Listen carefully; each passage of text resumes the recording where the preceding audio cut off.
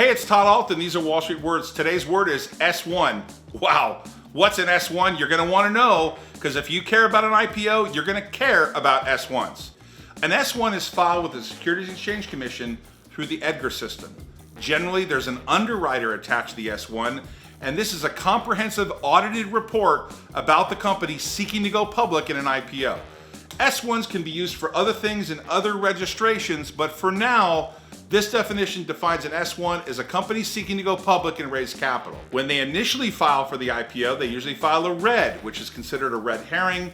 That'll be a different word at another time. But that red herring allows people to get information on the company before they decide to invest. Once it becomes official and they're ready to go public, it becomes a black. It's filed with the commission. Once filed, the company can go public. They can pick a pricing date. The underwriter prices it, and then the company trades publicly, usually on a national exchange. One of the most exciting S-1s that I've ever been part of was Pixar. When I worked for Dean Witter and they went public, I ran part of the syndicate book for Dean Witter, and they went public filing an S-1. S-1s are commonly used. They're used to disclose information about the directors, payments to the directors, the indebtedness of the company, how many shares will be outstanding, what they're going to be using their proceeds for.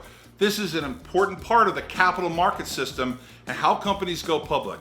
The word today is S-1, or better known as Form S-1. This is generally used to file an IPO to go public on a national U.S. stock exchange. Hey, thanks for watching Wall Street Words. New words and terms delivered every single day.